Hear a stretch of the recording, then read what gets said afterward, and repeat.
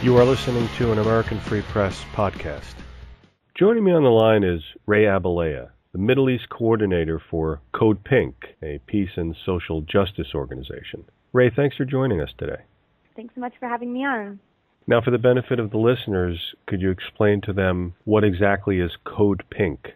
CODEPINK is a women-initiated peace and justice organization. We work to end the wars in Iraq and Afghanistan and to end the U.S.-funded occupation of Palestine. We started back in 2003. The name CODEPINK is a creative, humorous response to then-President Bush's color-coded terror alerts, Code Red, Code Orange, Code Yellow, Code Terror, and so on. A group of women got together and said, we're not going to live in fear. We're going to be CODEPINK for peace. And we've been protesting these illegal wars and occupations ever since, and also working to redirect our financial resources, our precious taxpayer dollars, into life-affirming activities like healthcare, education, and green jobs, and away from the bloated Pentagon military defense budget.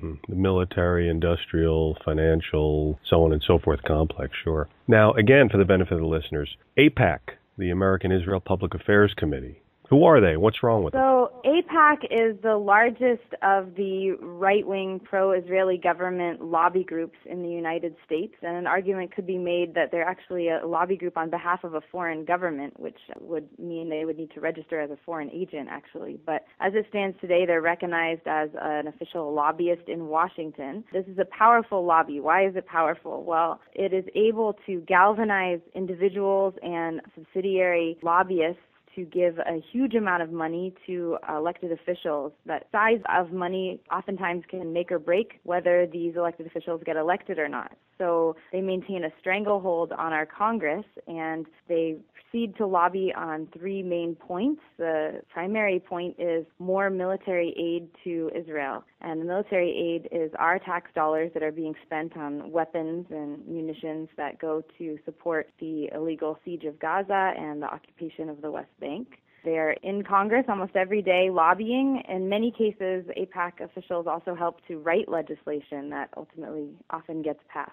So this is a lobby that's dictating our policy vis-a-vis the Middle East and specifically Israel and Palestine. And Right. I think it's very dangerous given that we don't have campaign finance reform in this country. They're able to give tremendous amounts of money, and politicians are therefore afraid to speak out on this issue, even though often supporting this cause of the Israeli occupation is contrary to U.S. law, to international human rights law, to the Geneva Conventions, and so on, and even contradictory to the Congresspeople's own commentary on a variety of other issues. Right. And of course, you were talking about registration, and you were alluding to the Foreign Agents Registration Act, FARA, which requires that any organization that is lobbying on the behalf of a foreign government has to be registered. And there's a lot of documentation about how AIPAC has been able to skirt that. And of course, that's a conversation for another day.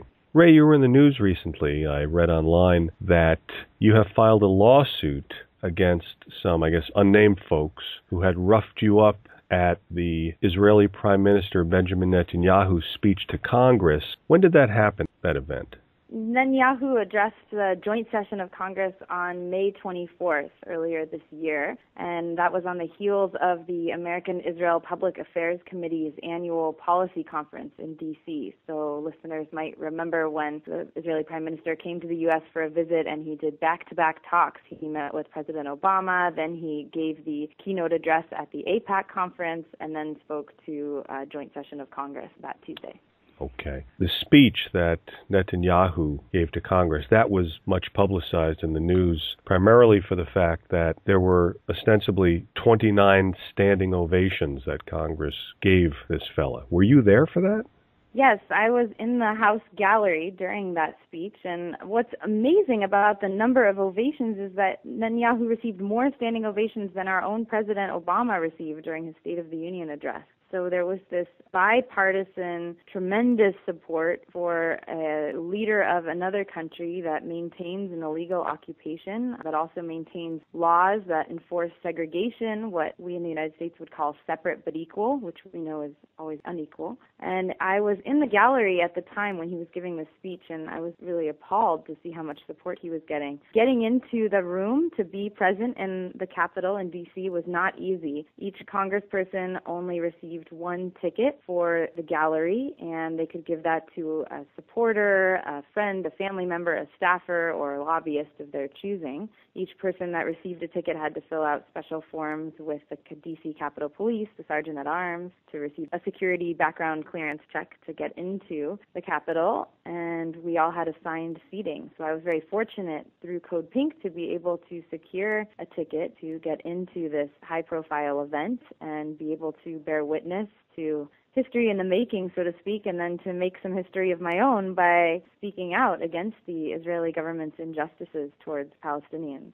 Mm-hmm. Now, let me ask you, you said that each congressperson was only allowed one ticket. Was that dictated by Congress or was that dictated by AIPAC?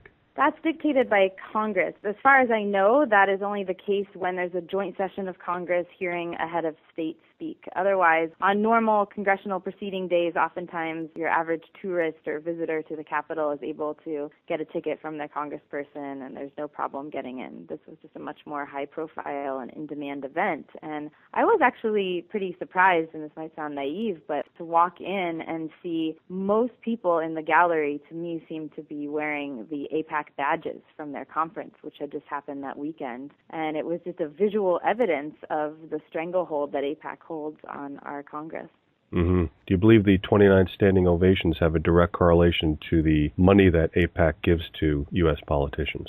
Definitely. This kind of unrelenting support and blind support for another country is very hard to find another example of that in our U.S. foreign policy. Any criticism of the Israeli government is viewed as anti-Semitic or even un-American or unfriendly, and we don't see that in relationship to almost any other country.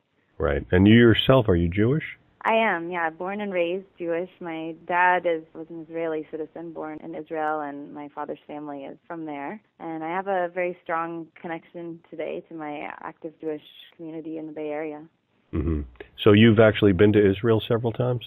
I have. I traveled to Israel first in high school with several delegations that I think would be kind of the equivalent of Birthright. Birthright is a free trip for young Jews to see the wonders of Israel, so to speak. I think these kinds of trips often are very much propaganda to sell the idea that Israel is wonderful, it can do no wrong, and it's full of beautiful historic sites, fun discos, and exciting water parks, and really don't talk about the Palestinian plight or the inequality in Israel proper at all whatsoever. So I really haven't been active on this issue until the end of 2008 when I witnessed the crippling Israeli assault on Gaza that left 1,400 people killed and many more injured or homeless. I was shocked, and it was just very apparent to me then that Israel's offensive on Gaza was completely disproportionate to any kind of violence they might be receiving from small rocket attacks. And I myself and CODEPINK as an organization condemn violence on all sides and seek to look for a more diplomatic or peaceful solution, but it just became so apparent that this is a situation of occupation and oppression. And I was really grateful that at that time CODEPINK began working on this issue more seriously. Since 2009, we've led 10 delegations into Gaza, delivering humanitarian aid and bearing witness and coming home and telling the stories of our experiences in the U.S. and throughout Europe. We've also launched many campaigns in the U.S. to pressure Congress to lift the siege, to pressure Israel to lift the siege. We've been part of the flotilla efforts to try to break the siege by water, and we've also launched our own campaign to boycott Ahava cosmetics, which are made in an illegal Israeli settlement, and that's part of the international boycott, divestment, and sanctions movement, which I think is also a really inspiring way to take action and to put your money where your values are and to work to pressure the Israeli government to uphold international law. So we've been very active on this issue, and taking on AIPAC was just another piece of the puzzle of saying, it's one thing to keep asking our Congress people to do the right thing, and I think calling Congress and congressional visits is really important. At the same time, it can feel like we're banging our heads against the wall because we're not making any headway, and we have to ask ourselves why. And when we see that Congress is being fueled and funded by this massive lobby group, we have to take a look at the money behind the power. And I'm really, really glad we took on AIPAC. And also asking the U.S. government to stop giving military aid to Israel is in alignment with the call for boycott, divestment, and sanctions. Mm-hmm. And, of course, that's also known as the BDS movement. How do you spell that cosmetic company?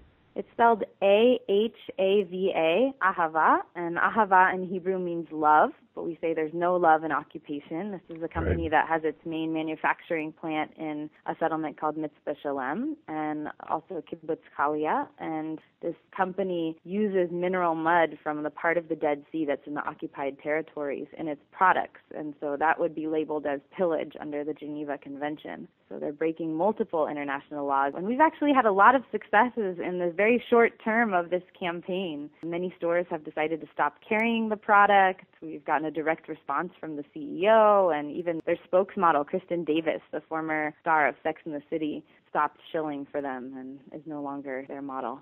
That's very great. Congratulations. Are these the folks that are in malls, the Dead Sea Cosmetics? Is that them? They have little kiosks? For the most part, those kiosks are actually a different company. The kiosks that are usually womaned by Israeli young women is a different kind of Dead Sea products, and most of those products are made in Israel proper. So it's a little bit of a different issue. But you can find Ahava Cosmetics usually sold in Bed Bath & Beyond, in some Nordstrom stores, and in Lord & Taylor's and other big chains around the country. And I'd encourage listeners to, if you see it being sold, ask the store manager to stop carrying it and check out our website, stolenbeauty.org, to find other ways of engaging with store owners and helping them make an ethical choice and stopping supporting the occupations.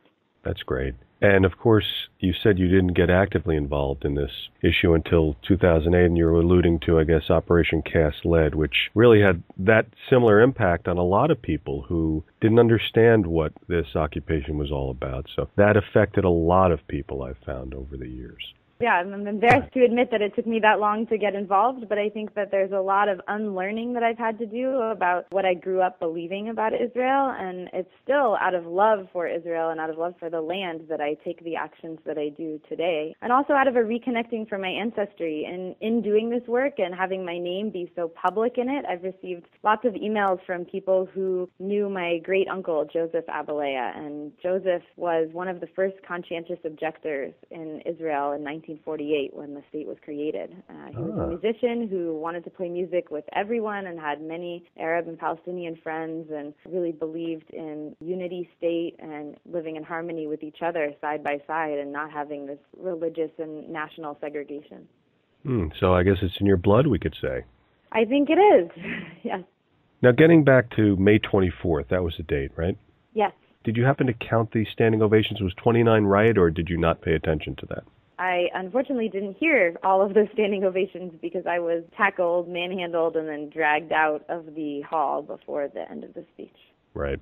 Besides Congress, was everybody else standing? Yes.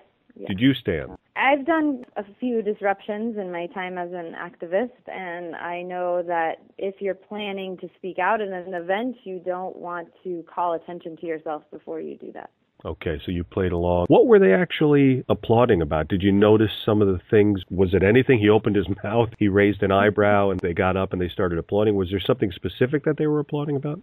Yeah, I would say in general, these speeches have very short sentences and people like to applaud after almost every single one. One of the things early on was Netanyahu asserted again and again that basically, and I'm paraphrasing here, Israel is the best friend of the United States and the United States is the best friend of Israel. You know, that these are allies and brothers in arms that have each other's back in all circumstances. And I remember Congress applauding very loudly to that. Now, the moment when I stood up was when Netanyahu was actually applauding the young people in the Middle East who were standing up for democracy. And at that time, back in May, he was talking about the Egyptians and possibly the Tunisians as well, who were leading these nonviolent popular uprisings. And as a young person myself, I'm 28 years old, that seemed like my cue to stand up and also speak out for democracy. I see Netanyahu as a political leader who is denying direct democracy to the Palestinian people, both living in Israel and also in the West Bank and in Gaza, and someone who is impeding freedom and liberation for a whole population of people, whether it's the 1.5 million people living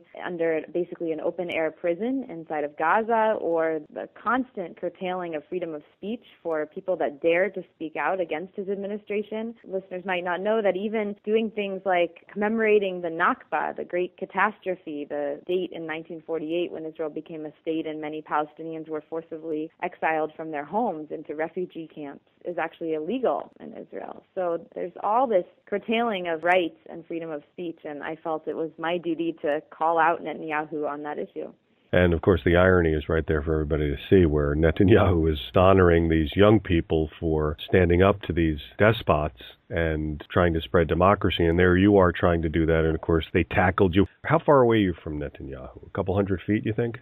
Yeah, I was in the gallery. The gallery is the second tier of the Capitol building. It's a round building. Listeners probably saw it maybe even tonight on the news with Obama speaking about the economy. So it's the second level up, and I was in the back row of the gallery. I was only a few rows away from Netanyahu's wife, actually. Her name's Sarah, I believe, right? Yeah. So It's actually a pretty big room with interesting acoustics. So to have your message heard, you do need to project your voice pretty loudly.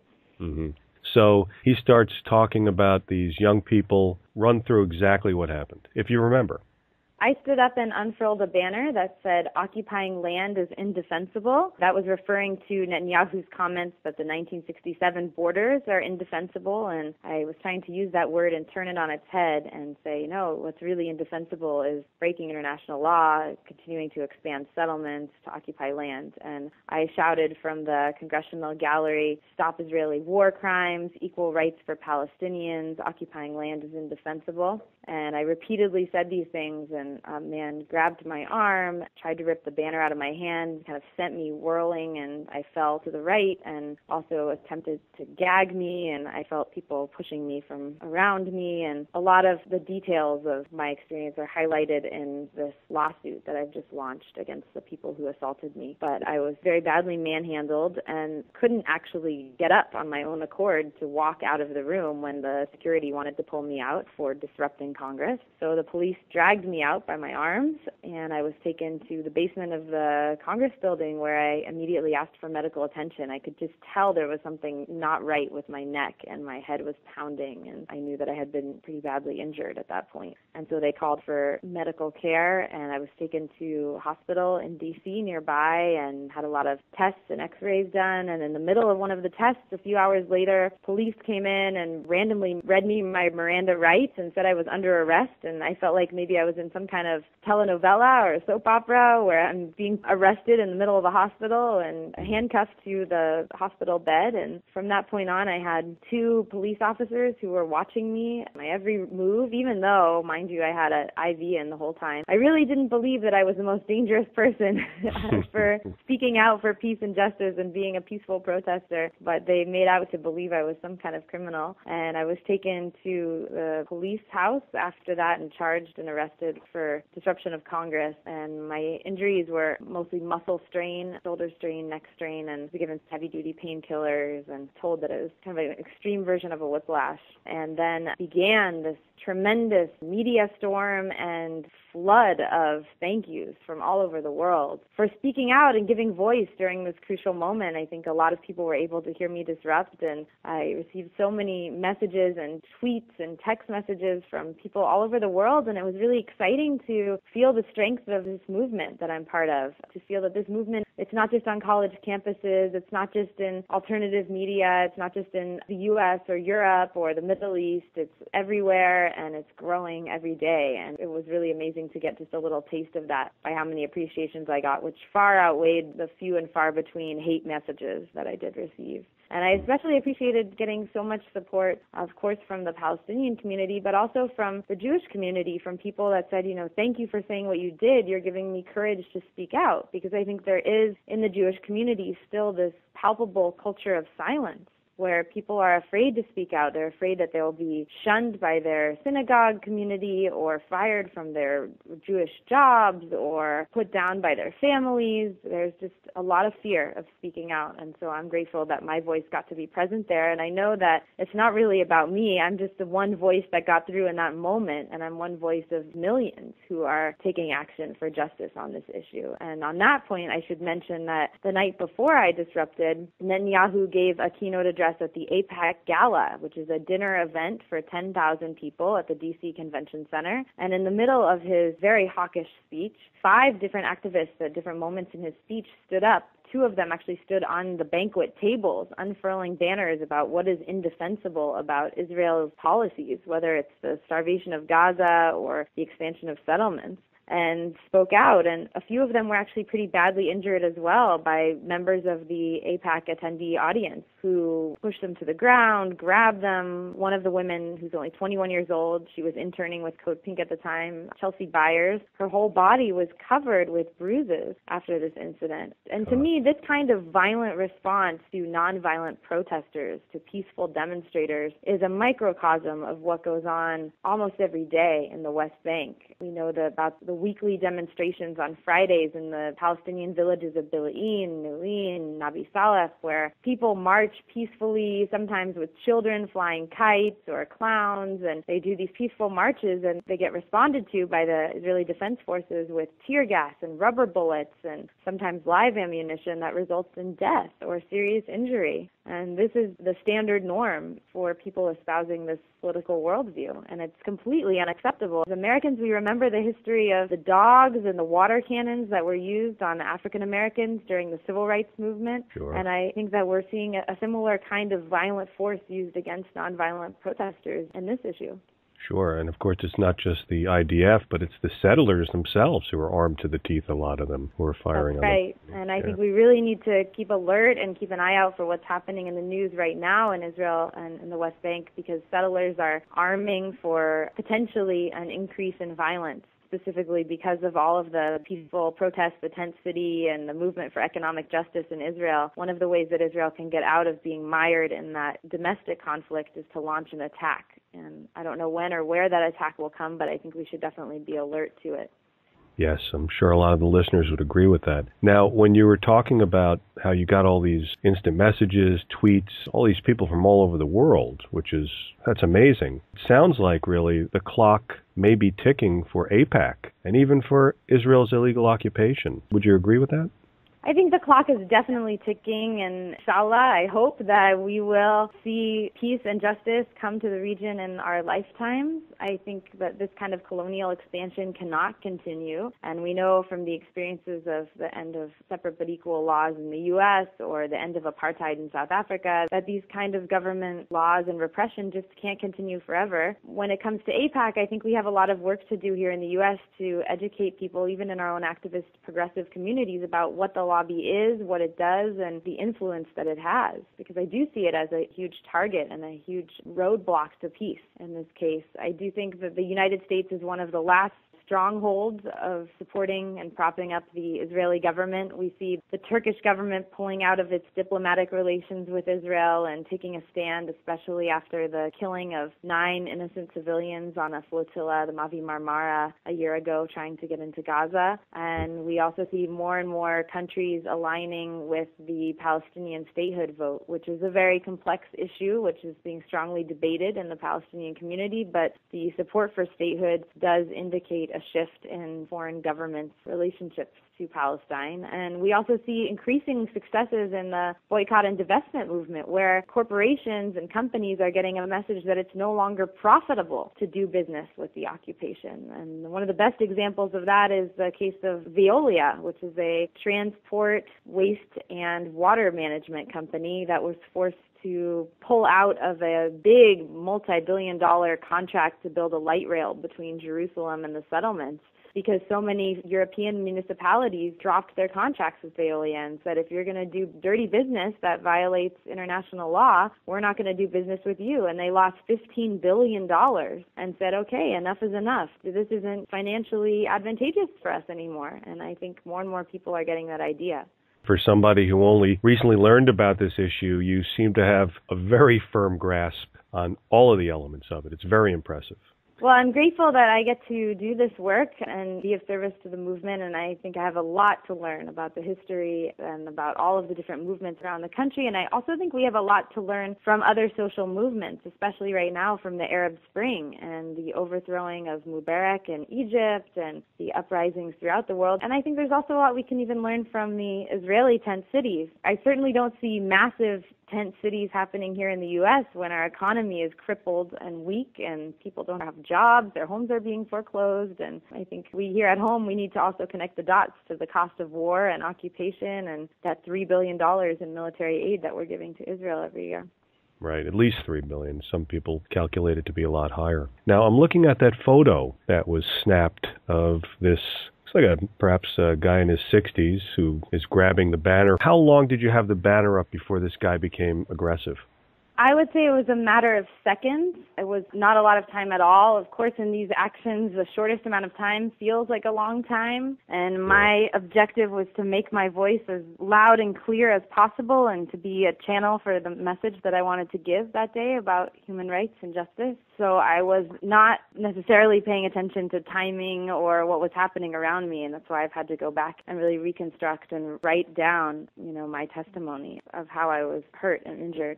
And this is for the lawsuit. So tell our listeners about the lawsuit. Did you decide to sue right away? Is it something that came afterwards? Did somebody suggest that you sue, or was it your idea?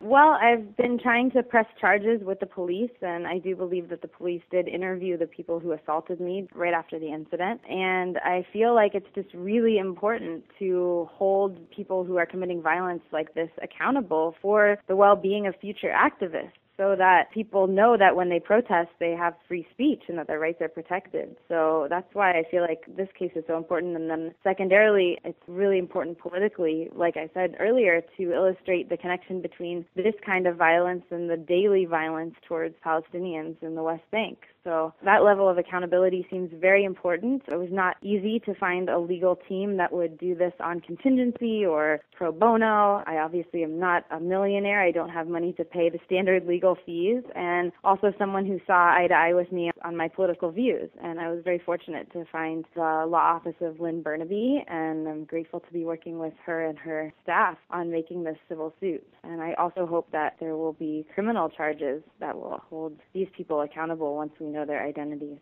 Mm-hmm. This attorney is doing this pro bono? Yeah, it's what's called on contingency, which means that the legal team gets a cut of whatever a settlement will be if there is one. If there is one. And if there isn't one, then that's fine. So they're doing this for reasons that kind of align with yours. Yeah, because it's the right thing to do, because it's a rule of law, and law needs to be upheld, and people shouldn't be able to get away with violent acts like that. Absolutely not. You had the banner up probably for, I would say, based on how many times you said what you were saying, not more than 15 seconds. He left over one other person or two other people, it looks like, grabbed it. How tall are you? I'm almost 5'8". Okay, so you're not tiny. So this guy seemed like, at least from the photograph, he had a lot of weight on you. It seems like from the photograph he's grabbing and pulling you. Did he actually pull you to the floor? Yeah, and I was kind of jostled into the row of seats in front of me. Well, it kind of makes sense. I mean, he's kind of towing the line of how the Israelis handle the Palestinians. I mean, it is a Netanyahu speech. I have to say I wasn't expecting that level of violence inside of the Congress. I mean, this is the sanctuary of our capital, of our government. It's really brightly lit room. Everyone is dressed up in their finest. It's not the kind of place you would expect people to go berserk. And one interesting piece is there was a rabbi who was also inside of Congress, sitting a few more seats away from me, Rabbi Shmuley Boteach. He's pretty well known. He wrote a kind of a best-selling book called Kosher Sex. And he wrote a blog post after the incident called To Seize or Not to Seize. And it's his moral dilemma about whether or not to assault me in Congress, which I found kind of amazing, given that he's a rabbi, he's a spiritual leader, that he was having this internal debate about whether or not to use violence to suppress the voice of a peaceful demonstrator. But his political views are very opposite of mine, and his main reason for not assaulting me was because he was worried about his own image, and he said he could see the headlines of, Orthodox rabbi assaults young woman or grabs young woman in Congress. And he was, worried about having that label on him. So he chose not to assault me. But, the decision of whether or not to assault someone shouldn't be about ego. It should be about whether or not you believe in law or ethics. I would also note that in Judaism, strongly speaks out against being a bystander to violence. There's, in a way, like a commandment to speak out or do something to prevent violence when you see it happening. Right. And of course, as you said, especially in that particular room, It seems like this fella, who I'm sure you're going to find out who he is. I'm sure your legal team will find out who this guy is. But this guy has obviously no respect for Congress. He wouldn't care where he was. Well, it's interesting because in the Capitol building, of course, there's heavy security. There's a security guard almost every 10 feet. So there certainly was not a need for a civilian to take matters into their own hands. Well, hopefully he's going to pay the price. The lawsuit was filed in Washington, D.C. District Court. Is that right? That's right. Okay. What's the next step for your lawsuit? The next step was to issue a subpoena for discovery of the identities of the people who assaulted me, and my legal team did that about a week and a half ago. They submitted a subpoena for the evidence, and the D.C. Capitol Police have a month to comply with that subpoena. So then we'll take the next step from there. And we think it's important along the way continue to raise public awareness about this case and the issues surrounding it. Well, I'm sure this interview is going to help with that. They have a month. It was just done last week. They just have a couple of weeks to reply, and they're going to have to cough up the names of these people who jumped you. That's the goal, yes, and then to take it from there. And for me, this is a process of learning how civil court works and really understanding the process of the legal system to hold people accountable. Right. And there's 4 unnamed people, it says this article, and you're suing for $500,000 in compensatory damages and the same amount in punitive damages for assault, battery, and false imprisonment. Is that correct? Yes, that's what the legal assault complaint says. Okay. And then, of course, perhaps when your lawsuit brings out these people's names, there's a possibility that the law enforcement officials will file a criminal case against them. Is that what you're hoping for? That's possible, yeah. That could happen. Yeah. Rae, if listeners want to keep abreast of your story, this case, where's the best place for them to do that? So there's several ways to reach me. You can follow me on Twitter at Rae Abileah, RaeAbileah, to join CODEPINK in our campaigns for justice and peace in Palestine and Israel. You can visit us online at codepink.org. And to find out how to get involved in the movement to expose AIPAC lobby, you can visit moveoverapac.org. And I'd like to invite listeners to join us in D.C. in 2012 at the beginning of March for AIPAC's annual policy conference. We will be having a counter-conference and protests outside, and you don't have to wait till March to take action because we have an ongoing campaign to expose AIPAC. And just wanted to briefly mention that this past month in August, 1 in 5 congresspeople went on a AIPAC affiliate junket trip to Israel instead of coming home to their districts to work on the urgent issues around our domestic economy. So we've been doing a lot of investigating into this issue and have found out that the AIPAC affiliate and AIPAC are looking on paper like one and the same organization, and as listeners might know, it is illegal for congresspeople to take money and trips and services from lobbyist groups. And so we have put in a complaint to the Ethics Committee and are looking for this to be reevaluated, and think this is incredibly unethical for AIPAC to be sending congresspeople on these types of propaganda trips to Israel. So there's lots people can do right now. You can hold your congressperson accountable, find out whether or not they went on one of these junkets at moveoverapac.org, send them a letter, and take action today. That's great. That's terrific. Rae Abileah, the Middle East coordinator for CODEPINK, I want to thank you so much for the time you spent explaining all this to the listeners, and really looking forward to seeing how this lawsuit unfolds, and looking forward to speaking to you in the future. Thank you so much for having me on, and I look forward to continuing to be a listener to your show.